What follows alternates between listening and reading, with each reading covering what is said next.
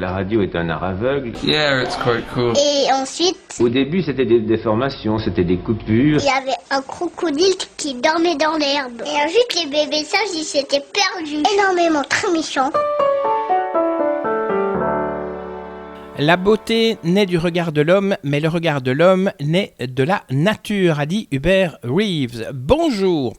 Aujourd'hui, moi je vous propose de découvrir celui que j'ai interviewé à Lille. Il s'appelle Axel Montel et il va nous parler de sa comédie musicale. Une comédie qui a un petit côté écologique, c'est pour ça moi ça me plaît bien.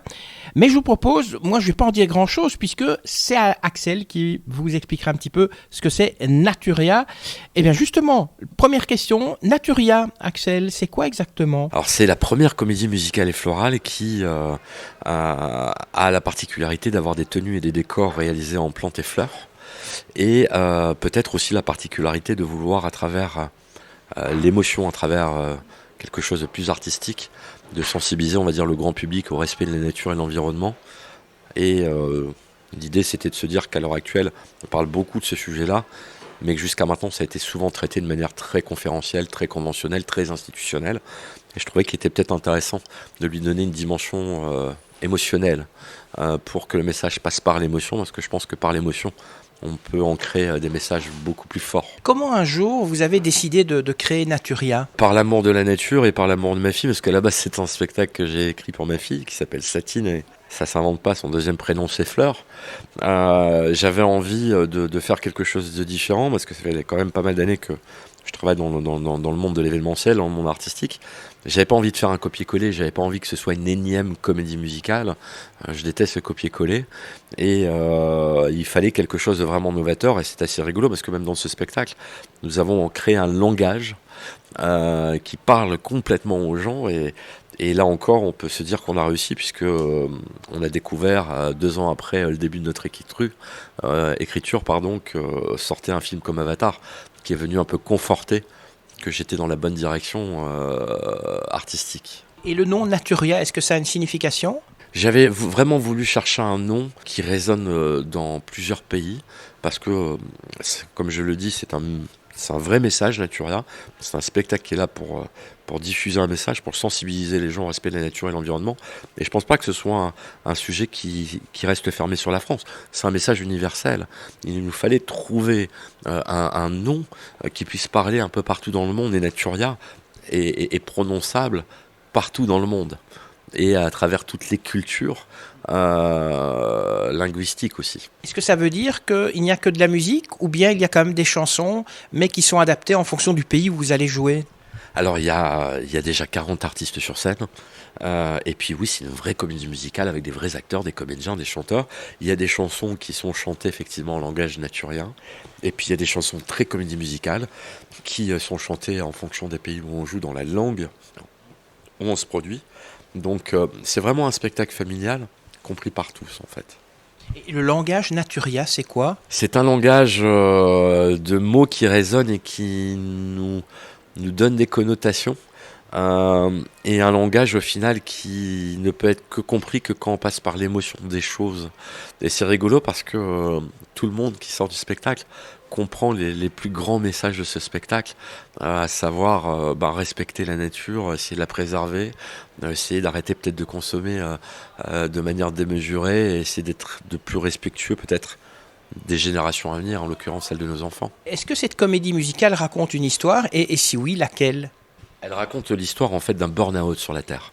On a trop consommé, la pollution a pris tellement le dessus, a tellement envahi les choses qu'on n'a pratiquement plus d'oxygène sur Terre. Il nous reste quelques heures, quelques jours, et on aurait trouvé un vieux parchemin par le biais d'un vieux monsieur des forêts qui nous stipule qu'il pourrait y avoir une fleur de lumière qui se situe sur une planète appelée Naturia et qui, une fois ramenée sur Terre, pourrait régénérer la nature.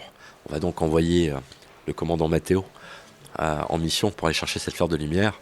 Et sa présence en tant qu'humain va forcément attirer la pollution, puisque la pollution n'est présente que là où l'humain est présent. La meilleure des preuves, c'est que le Mont Blanc existe depuis la nuit des temps. Il aura fallu que l'homme existe pour qu'on crée des associations pour aller nettoyer le Mont Blanc. Donc on a réussi à le transcrire de manière scénographique dans le spectacle. Et lorsqu'il va arriver sur Naturia, forcément, ça va permettre à la reine Polluá et ses fidèles polluants de pouvoir envahir Naturia qui fait qu'au final c'est le berceau de notre existence. À la fin du spectacle, on comprendra que c'est peut-être pas la fleur de lumière qu'il faudrait ramener sur Terre, mais peut-être la conscience dans la tête et dans le cœur des hommes.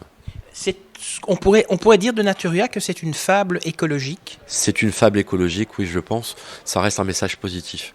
On n'a en aucun cas voulu que ce soit un spectacle moralisateur, parce que personne n'a le monopole des bonnes actions. Par contre, je pense que par l'émotion et la communion qu'il y a à chaque fin de spectacle, puisque tous les gens se tiennent la main à la fin, il peut y avoir des intentions qui peuvent permettre aux gens de changer leur comportement. Donc oui, on peut appeler ça une fable écologique, et un spectacle qui est là pour agiter les consciences. C'est un spectacle qu'on peut aller voir en famille ? Ah, complètement. Complètement, et ça c'est rigolo parce que tous les gens qui viennent avec des enfants et qui prennent l'album de Naturia ne sont plus en mesure de pouvoir changer ou choisir la musique dans la voiture, c'est fini. Donc oui, c'est un vrai spectacle familial qui s'adresse à n'importe quel public, à tous ceux qui n'ont ne serait-ce qu'un peu d'amour pour la nature qui nous entoure et qu'on se doit de respecter. Les danseurs et les danseuses du spectacle sont habillés avec des vraies fleurs. Est-ce que c'est vrai ou ça ou pas ? Oui, complètement.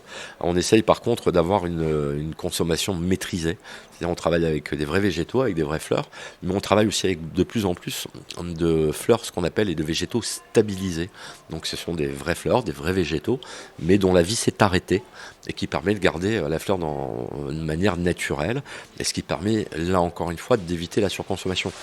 Nous, ce qu'on veut, c'est quand on joue, c'est de faire appel au maximum aux forces vives locales. Donc on va aller vers des producteurs locaux de fleurs, des pépiniéristes, donc qui vont participer pour qu'à chaque fois on consomme le plus proche possible du lieu où on se produit. Et c'est pour ça qu'on implique aussi beaucoup de forces vives locales dans notre spectacle. Et les danseurs, est-ce que vous les recrutez localement aussi pour chaque spectacle ? Ou bien c'est la même troupe qui se déplace dans toutes les villes ? Alors, on a un noyau de danseurs qui est le même, qui est une troupe exceptionnelle qui est de Lille.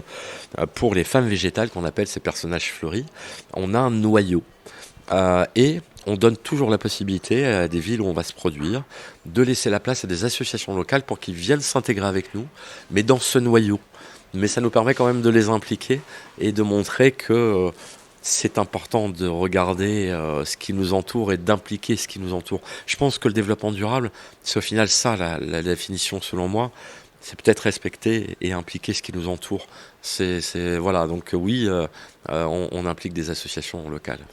Et les costumes floraux, en fait, ils changent, puisque si vous allez aujourd'hui jouer à Lille et demain à Rouen, il n'y aura peut-être pas les mêmes végétaux et les mêmes fleurs. Donc les personnes qui viennent voir le spectacle verront aussi des changements dans les costumes. Complètement. Alors tout ça, c'est vraiment emmené de main de maître par Gilles Pavant, notre designer floral qui est extrêmement réputé, et Benoît Barbin. Je pars du principe que quand vous allez dans une forêt, vous avez beau y aller 10 jours, tous les jours, à la même heure, cette forêt ne sera jamais la même.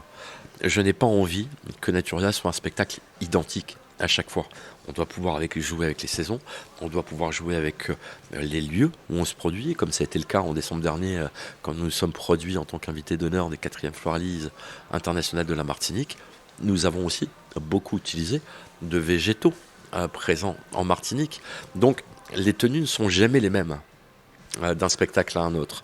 Et puis j'ai envie aussi que mon équipe florale puisse s'exprimer artistiquement parlant et surtout montrer leur passion et leur talent dans ce qu'ils savent faire. Donc les enfermer dans quelque chose d'identique, je ne pense pas que ce soit bien. Le public, il vient voir le spectacle. Est-ce que quand il sort, vous l'invitez à passer à l'action ? Oui, alors d'abord, je veux pas qu'ils viennent voir un spectacle, je veux qu'ils viennent vivre une expérience. Ça, c'est très important à mes yeux. Et oui, on veut les inviter à l'action.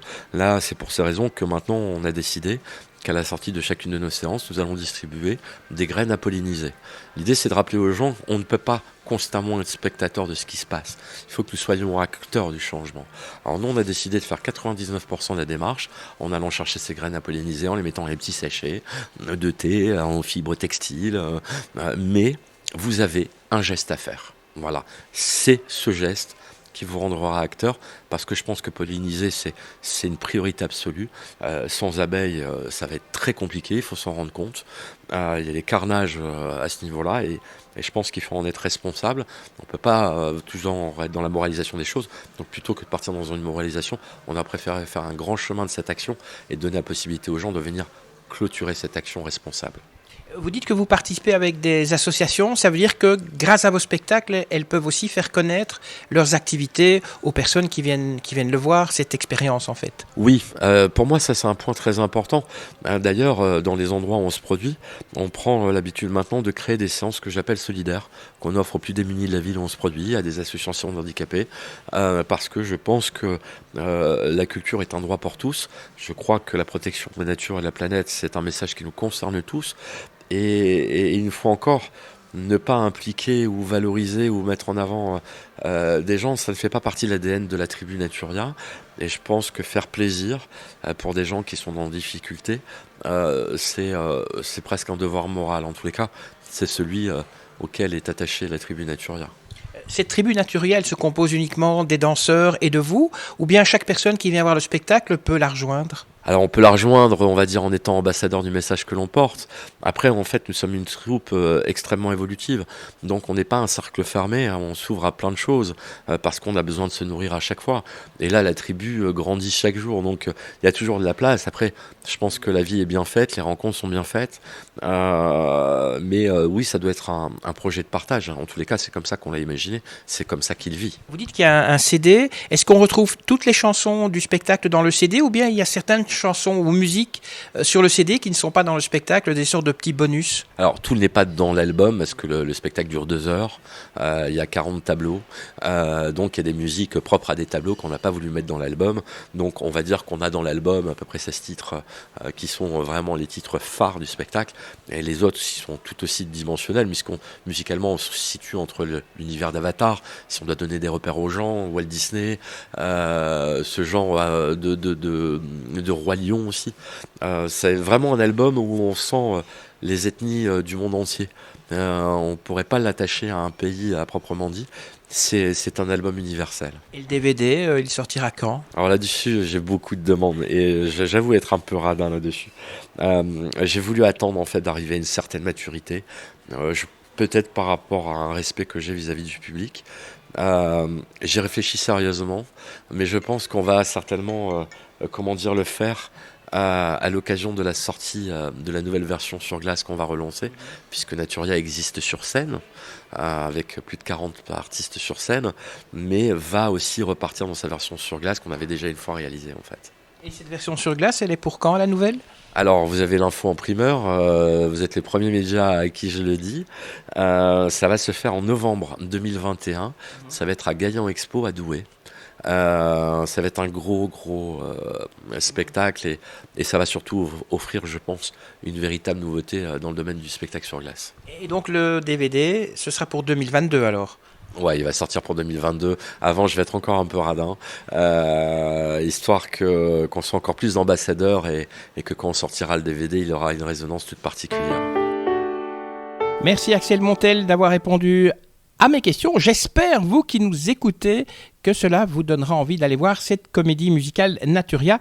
Il y a un site internet avec pas mal d'informations, www.spectacle-naturia.com, Naturia, N-A-T-U-R-Y-A. Alors comme d'habitude, avant de se quitter, n'oubliez pas, si vous avez aimé ce podcast, de le liker, de le partager avec tous vos amis. Et puis si vous avez envie de m'envoyer un petit mot pour me dire ce que vous en avez pensé, surtout, n'hésitez pas. Que la force soit avec vous et nous on se retrouve une prochaine fois pour de nouvelles aventures auditives. Ça y est, c'est fini.